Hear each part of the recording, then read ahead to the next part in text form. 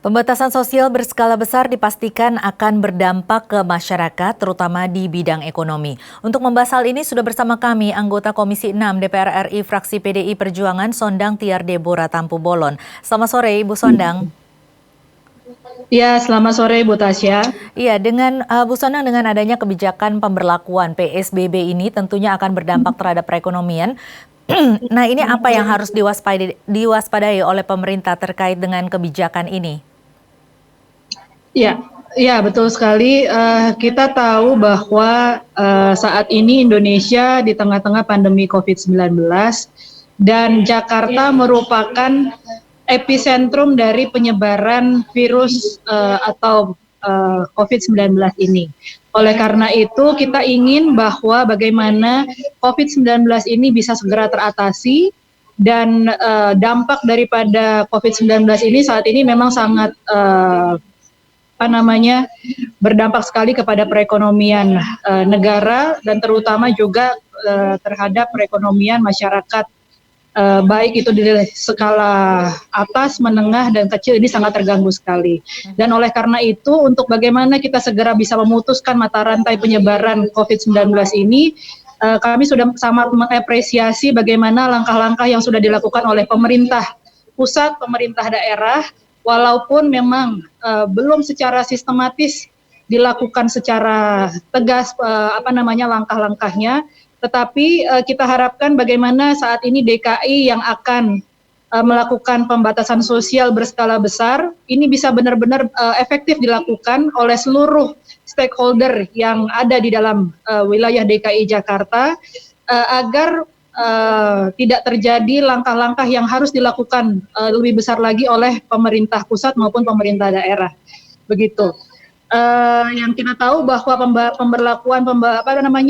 pembatasan sosial berskala besar ini akan berlaku besok ya, tanggal 10 April 2020, dan kami sangat berharap sekali. Sebenarnya ini sudah berlangsung sejak Bapak Presiden Joko Widodo menetapkan atau menganjurkan melakukan social distancing atau yang kita tahu di dalam Undang-Undang Nomor 6 Tahun 2018 tentang kekarantinaan kesehatan, bahwa di pasal 59 saya kalau tidak salah di sana ditetapkan salah satunya adalah pembatasan sosial berskala besar itu adalah sesuatu yang memang dianjurkan untuk apabila terjadi kedaruratan atau penyebaran penyakit di satu wilayah atau di negara kita.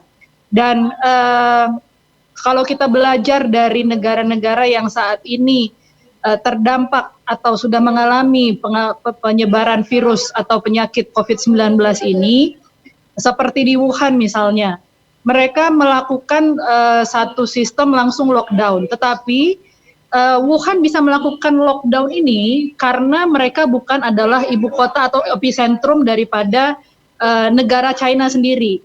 Sedangkan yang terjadi di Indonesia adalah bahwa epicentrum penyebaran ini adalah di DKI Jakarta, yang mana DKI Jakarta adalah pusat daripada ibu kota yang pertama, dan yang kedua adalah pusat dari sistem perekonomian negara kita. Oleh karena itu memang pemerintah saat ini belum memperlakukan lockdown, mungkin karena ada hal-hal yang harus diperhatikan mengingat bahwa DKI Jakarta ini adalah suatu ibu kota. Jadi melakukan pemberlakuan pembatasan sosial berskala besar secara ketat dan tidak hanya sebatas anjuran atau himbauan dari pemerintah, itu sudahlah sesuatu yang tepat. Dan bagaimana kami mengharapkan kepada pemerintah daerah, dalam hal ini adalah Pemprov DKI Jakarta, agar melakukan ini secara ketat dan apabila diperlukan dilakukan sanksi-sanksi kepada stakeholder yang melanggar dalam kebijakan atau peraturan pembatasan skala sosial berskala besar. Karena apabila tidak dilakukan sanksi-sanksi dalam pembatasan skala besar ini atau PSBB, masyarakat sepertinya tidak terlalu merasakan efek jera daripada apabila tidak melakukan PSBB tersebut. Begitu Bu Tasya. Mengenai pemberian subsidi dari pemerintah, ini kira-kira sektor apa yang menjadi fokus pemberian subsidi agar tepat sasaran, Bu? Ya, jadi memang kami sangat mengapresiasi kepada pemerintah dalam hal merespon kebijakan dalam pembatasan skala sosial berskala besar, bahwa kita tahu masyarakat tentu saja tidak dapat beraktivitas sebagaimana layaknya normalnya aktivitas ekonomi. Mereka harus berdiam di rumah untuk mengisolasi diri, setidaknya untuk memutuskan mata rantai. Otomatis mereka tidak bisa melakukan kegiatan ekonomi, mencari penghasilan, terutama kepada masyarakat-masyarakat yang saat ini penghasilannya didapatkan secara harian, tidak secara misalnya mendapatkan gaji atau penghasilan yang secara tetap.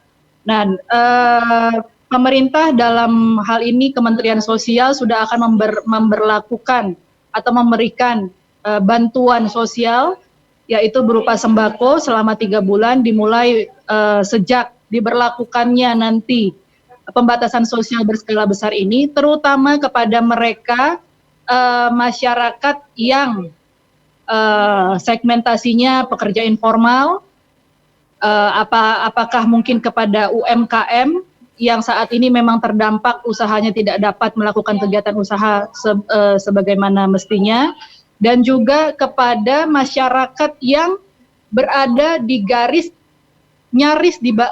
berada dalam garis kemiskinan, tetapi dia tidak miskin tapi tidak juga tidak miskin seperti itu.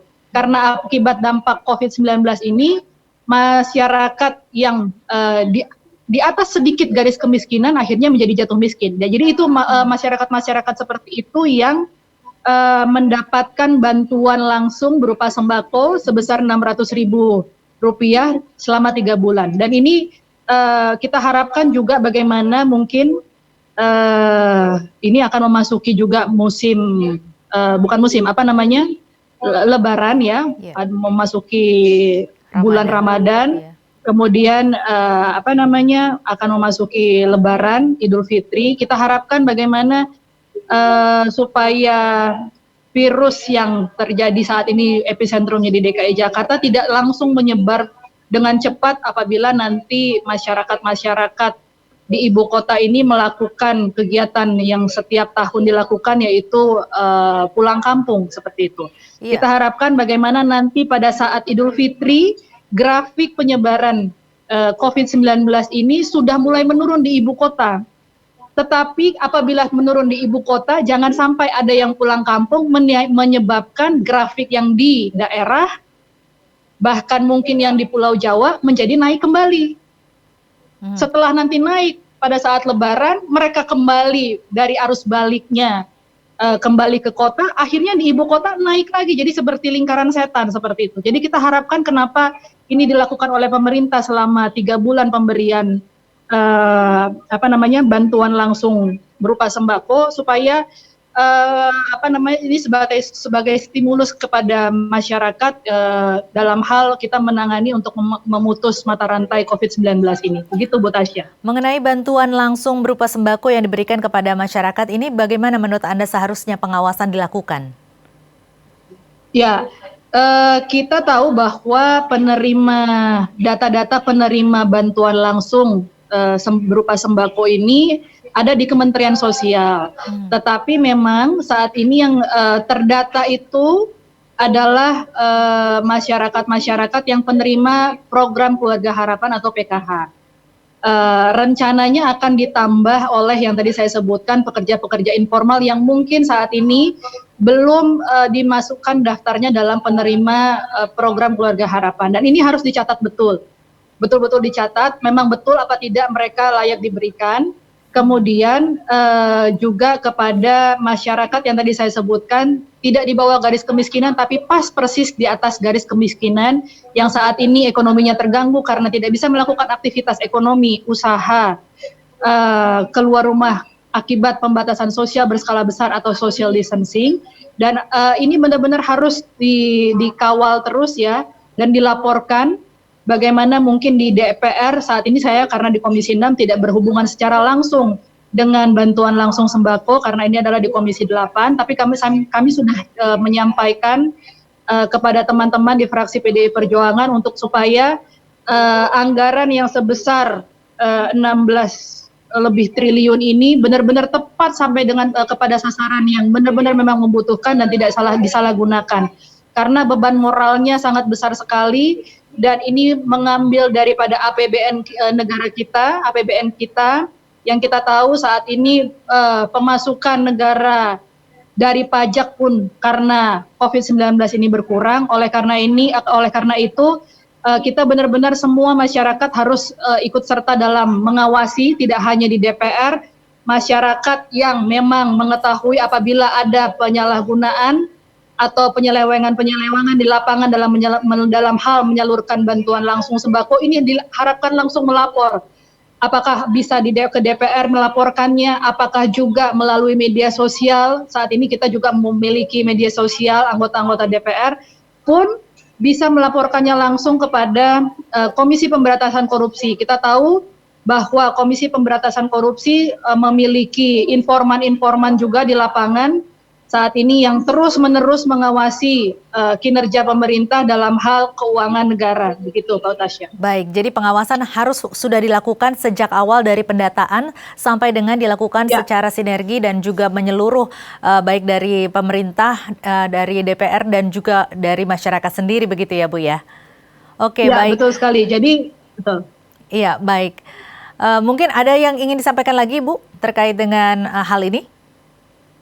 Ya, mungkin jadi ada himbauan-himbauan? Saya ya betul sekali Bu Tasya. Jadi memang sejak 2 minggu yang lalu sebenarnya social distancing ini sudah dianjurkan oleh pemerintah pusat, walaupun memang belum secara tegas dan ketat.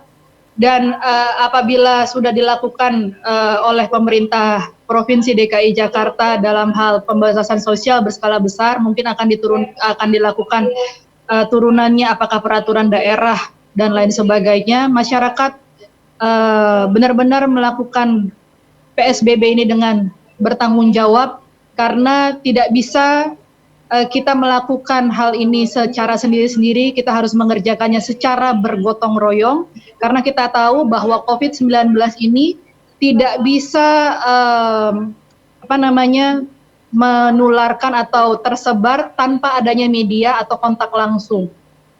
Kalau ada kontak langsung orang per orang baru bisa terjadi penularan. Tetapi bagaimana kita memutus rantai, memutus mata rantai ini dengan tidak melakukan pertemuan-pertemuan, kemudian meliburkan tempat-tempat yang memang sudah diatur oleh PSBB. Masyarakat diharapkan tegas, dan apabila memang harus sekali melakukan aktivitas di luar rumah, dihimbau atau dianjurkan atau diminta kepada seluruh masyarakat untuk menggunakan masker. Setidaknya itu bisa membantu memutus untuk menularkan satu sama lain apabila harus berinteraksi di luar rumah.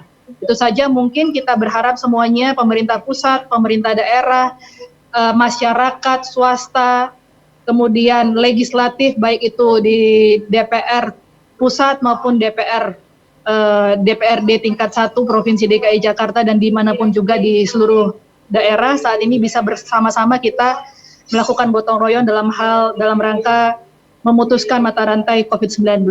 Baik. Sehat selalu untuk kita semua masyarakat Indonesia. Baik, terima kasih Ibu Sondang. Tetap jaga kesehatan. Pemirsa, Sondang Tiar Deborah Tampu Bolon, anggota DPR RI Komisi 6 dari fraksi PDI Perjuangan. Dan tentunya kami masih akan kembali dengan informasi lainnya, di antaranya penanganan jenazah pasien COVID-19. Nusantara Petang segera kembali sesaat lagi.